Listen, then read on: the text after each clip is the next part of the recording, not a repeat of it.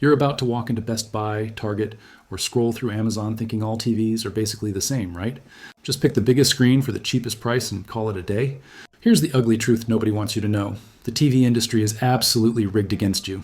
These manufacturers are playing psychological games with specs that sound impressive but mean absolutely nothing.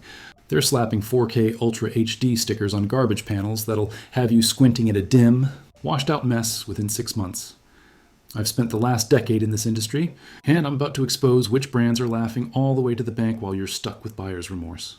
We're ranking 12 major TV brands from absolute worst to surprisingly best, and trust me, some of these placements are going to shock you. But first, smash that subscribe button because we're about to save you from some seriously expensive mistakes. Brand rankings number 12. Roku TV, worst. Starting at rock bottom, we have Roku TV. Now look, I love Roku's streaming interface. It's clean, simple, your grandma can use it. But when Roku decided to slap their name on actual televisions? That's like Gordon Ramsay deciding to franchise gas station hot dogs. Here's the thing, Roku doesn't actually make TVs. They license their software to whoever's willing to race to the bottom on price. TCL, Hisense, random factories in China, they're all throwing Roku's OS on panels that cost about as much as your lunch. I had a buddy who bought a 55-inch Roku TV for $200 during Black Friday. He was so proud of that deal until 3 months later when half the screen started flickering like a disco ball. The smart features were slower than my first smartphone, and don't even get me started on the color accuracy. Everything looked like it was filmed through a dirty window. Verdict. If you want a cheap TV that'll work okay for a year or two, sure. But if you care about picture quality or longevity, run. 11. Insignia. Coming in at number 11, Best Buy's house brand Insignia. This is basically Best Buy saying, hey, what if we took the cheapest TV we could find and slapped our logo on it? Insignia is the TV equivalent of store brand cereal. It exists. It technically does what it's supposed to do, but nobody's bragging about it at dinner parties. The build quality feels like they constructed it out of hopes and dreams. And the picture processing is about as sophisticated as a calculator from 1995. I knew a college student who bought an Insignia for his dorm. It lasted exactly 1 semester before developing a mysterious green line down the middle of the screen. When he tried to return it, Best Buy told him it was normal wear and tear for a TV that was used to watch Netflix twice a week. Verdict. Only buy this if you need something temporary and have absolutely zero expectations for quality. 10. Westinghouse. Westinghouse at number 10. This brand has more comebacks than a reality TV star. They used to make nuclear reactors, then they made nothing. Now they're back making budget TVs that'll make you nostalgic for those reactor days. The current Westinghouse TVs are manufactured by some random company that bought the rights to slap that iconic name on their bargain basement electronics. It's like buying a luxury watch from a guy in an alley. Sure, it says Rolex, but we all know what's really happening here. My neighbor bought a Westinghouse 4K TV and was excited about the price. 6 months later, the remote stopped working, the Wi-Fi constantly drops out, and the picture has this weird blue tint that makes everything look like it's underwater. When he called customer service, they told him to try unplugging it and plugging it back in. The universal solution to all of life's problems, apparently. Verdict. The name recognition isn't worth the headache. Pass. 9. Element. Element TVs, proof that sometimes being basic isn't necessarily bad. It's just boring. These are the TVs you find at smaller electronics stores when you need something cheap and functional. Element doesn't pretend to be premium. They're not bombarding you with fancy marketing about quantum dots or AI processors. They're just saying, hey, you want a rectangle that displays moving pictures? We got you. But here's the problem. In trying to be the most basic option, they've created TVs that make watching movies feel like looking at them through a screen door. The brightness is terrible, the colors are washed out, and the smart TV features are about as smart as a brick. Verdict. If you literally just need something to display an image and have zero other requirements, fine. But life's too short for mediocre TV. We're at 8. Sharp lands at number 8. And this one hurts because they used to be legitimately good. Sharp was making quality TVs when your parents were fighting over the remote to watch Friends. But here's what happened. Sharp got bought and sold more times than a used car. The current Sharp TVs you see in stores are mostly made by Hisense, using the Sharp name. It's like finding out your favorite restaurant is now being run by the guy who used to manage the gas station next door. The picture quality is fine. Not great, not terrible, just fine. It's the TV equivalent of getting exactly what you ordered at a mediocre restaurant. Technically correct, but somehow disappointing. I had a customer who bought a Sharp Roku TV thinking she was getting that old school Sharp quality. 3 years later, it still works, but the picture has gotten noticeably dimmer and the colors look like someone turned down the saturation. It's functional, but you're not exactly proud to show it off. Verdict: buy it if you find a great deal, but don't expect miracles. Hisense.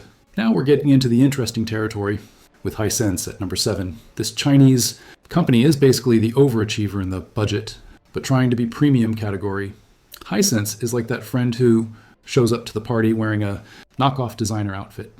From a distance, it looks pretty good, but up close, you start noticing the details aren't quite right. They're putting quantum dot technology and local dimming in TVs that cost half of what Samsung charges. The question is, should you be impressed or suspicious? Here's the thing about Hisense. They're actually trying. Their ULED TVs have surprisingly good picture quality for the price. The colors pop, the contrast is decent, and they're loading these things with features that used to be premium only. But, and there's always a but, the build quality is inconsistent. I've seen Hisense TVs that look amazing after 3 years, and others that developed issues after 6 months. It's like playing TV roulette. My brother-in-law bought a 65-inch Hisense ULED for $600. 2 years later, he's still happy with it. But we don't talk about the fact that the menu system occasionally freezes and requires a hard reset. Verdict: good value if you're willing to roll the dice on quality control. TCL comes in at number 6, and this is where things get controversial. TCL is the brand that's making other manufacturers sweat because they're offering premium features at prices that shouldn't be possible. TCL is like that restaurant that just opened down the street serving restaurant quality food at fast food prices. You keep waiting for the catch, but sometimes there isn't one. Their 6 Series and 8 Series TVs are legitimately competing with Samsung and LG models that cost twice as much. The picture quality is impressive. We're talking full array local dimming, quantum dots, and HDR that actually makes a difference. The smart TV interface, Google TV or Roku, is smooth and responsive. For the price, it's almost too good to be true. But here's what I've noticed. TCL TVs are either fantastic or complete disasters, with very little middle ground. It's like they have 2 different factories. One run by perfectionists, and one run by people who learned TV manufacturing from YouTube tutorials.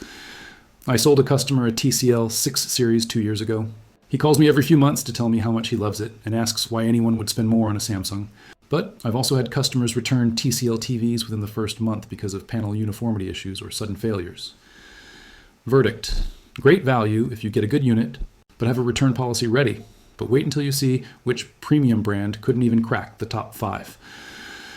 I want to start as 5. Sony at number 5. And I can already hear the fanboys typing angry comments. Yes, Sony makes beautiful TVs with excellent picture processing. Yes, their color accuracy is top-notch. But here's the problem. They're charging Mercedes prices for Honda reliability. Sony TVs have this weird reputation for being premium, when really, they're just expensive. Don't get me wrong, when a Sony TV works, it works beautifully. Their picture processing is genuinely excellent, especially for movies. The colors are natural, the motion handling is smooth, and everything just looks right. But Sony has this annoying habit of using outdated smart TV platforms that run slower than government websites. Their Android TV interface is clunky, laggy, and crashes more often than my nephew learning to ride a bike. Here's the real kicker. Sony TVs cost about 30% more than comparable models from other brands, but the build quality isn't 30% better. I've seen $2,000 Sony TVs develop the same panel issues as $800 TCL models. My friend bought a Sony X900H thinking he was getting the gold standard. The picture quality was gorgeous, but the smart TV features were so frustrating, he ended up buying a separate streaming device just to avoid Sony's interface. Verdict: great picture quality, but you're paying extra for the brand name, not the value. 4. Vizio. Vizio slides into number 4, and this might be the most American success story in the TV business. These guys started in a garage in California and decided to take on the big boys by making TVs that didn't suck but didn't break the bank. Vizio's approach is brilliantly simple. Take the features that actually matter, skip the marketing gimmicks, and price it fairly. Their P-Series and OLED models offer picture quality that rivals brands charging twice as much. Here's what Vizio gets right. They put their money into the panel and processing, not into flashy smart TV interfaces or premium packaging. You're getting quantum dots, full array local dimming, an excellent HDR performance without paying for a bunch of features you'll never use. The downside? Vizio's smart TV platform, SmartCast, is, well, let's just say it exists. It works, but it's not winning any awards for speed or elegance. Most people end up using a Roku or Apple TV anyway, so maybe that's not such a big deal. I recommended a Vizio P75 Q9 to a customer who was torn between that and a Samsung QN90A. 6 months later, he can't tell the difference in picture quality, but he definitely notices the $800 he saved. Verdict: excellent value for picture quality, just don't expect premium smart features. But you won't believe which brand almost made it to the top spot, but has one fatal flaw. 3. Samsung. Samsung at number 3. And yes, this is going to ruffle some feathers. Samsung makes gorgeous TVs with bright, punchy pictures that look amazing in store showrooms. Their QLED technology produces colors so vibrant they practically jump off the screen. Samsung is like that friend who always looks perfect in photos but is kind of high maintenance in real life. Their TVs are beautiful, well built, and loaded with features. The Tizen Smart TV platform is actually pretty good, and their gaming features are top-notch. So why aren't they higher? 2 words: artificial intelligence. Not the good kind, the annoying kind. Samsung TVs are constantly trying to optimize your picture with AI processing that makes everything look overprocessed and unnatural. It's like having someone constantly adjust your glasses while you're trying to read. Plus, Samsung has this weird obsession with making everything brighter and more colorful than it's supposed to be. Skin tones end up looking like everyone got a spray tan, and grass looks like it was painted with highlighter markers. My cousin bought a Samsung Q80A and loves how bright and colorful everything looks. But when he watches the same movie on my TV, he admits the colors look more natural and realistic on mine. Verdict: great TVs if you like punchy, eye-catching pictures, but not the most accurate for serious viewing. LG comes in at a strong number 2, and honestly, this was a tough call. LG OLED TVs are legitimately incredible. Perfect blacks, infinite contrast, colors that look exactly like they should. It's the closest thing to looking through a window instead of at a screen. LG figured out OLED technology before everyone else, and they've been perfecting it while other brands are still trying to catch up. Watching a movie on a good LG OLED is like seeing it for the first time. HDR content looks absolutely stunning, and the viewing angles are perfect no matter where you're sitting. The WebOS Smart platform is smooth, intuitive, and actually pleasant to use. The Magic Remote is weird at first, but becomes second nature. And for gamers, LG OLEDs have the fastest response times and best gaming features on the market, so why isn't LG number 1? 3 letters: QC, quality control. For every amazing LG OLED story, there's a horror story about burn-in, panel uniformity issues, or sudden failures just after the warranty expires. I've sold dozens of LG OLEDs to customers who absolutely love them, but I've also had to help customers deal with burn-in issues, dead pixels, and panels that developed weird banding patterns after a year of use. Verdict: when they work, they're absolutely incredible. Just make sure you understand the risks and have a good warranty, but wait until you see who takes the number 1 spot. It's a brand most people overlook. 1. Panasonic. Coming in at number 1, Panasonic. I know, you probably forgot they even made TVs anymore. Most people associate Panasonic with microwaves and cordless phones. But here's the secret. The industry doesn't want you to know. Panasonic makes the most accurate, well-built TVs on the market. While other brands are chasing the brightest, most saturated picture possible, Panasonic is focused on one thing: showing you exactly what the director intended. Their color science is so good that Hollywood professionals use Panasonic monitors for color grading. Panasonic TVs don't try to impress you in the store with nuclear bright displays. Instead, they deliver natural, accurate pictures that look better the longer you watch them. Skin tones look like actual human skin, not like everyone's made of plastic. The build quality is exceptional. We're talking about TVs that are built to last 10 plus years, not 3-4 like most of the competition. Their Japanese engineering philosophy shows in every detail, from the solid construction to the thoughtful interface design. Here's the catch: Panasonic TVs are harder to find in the US market. They're more focused on European and Japanese markets, where people appreciate accuracy over flashiness. But if you can find one, you're getting a TV that will still look amazing years from now when your neighbor's Samsung is looking tired and oversaturated. Verdict: the best TVs you can buy, if you can find them. Worth seeking out for anyone who cares about long-term quality and accuracy. All right, let's wrap this up. If you want my honest recommendation, avoid at all costs. Roku TV, Insignia, Westinghouse. These are false economy purchases that'll cost you more in frustration than you save in dollars. Budget champions. Hisense and TCL are your best bets if you need to stay under $800. Just buy from retailers with good return policies. Middle ground. Vizio gives you premium picture quality without the premium price tag. Premium options. LG OLED. If you want the best picture money can buy and accept the risks. Samsung if you like eye-popping colors. Sony if you prioritize movie accuracy over smart features. The sleeper hit. Panasonic if you can find them and want a TV that'll outlast your mortgage. Here's my final advice. Don't get caught up in spec sheets and marketing buzzwords. The difference between 120 Hz and 240 Hz isn't going to change your life. But buying a reliable TV that lasts 8 years instead of 3 absolutely will. If this video saved you from making an expensive mistake, smash that subscribe button and hit the bell icon.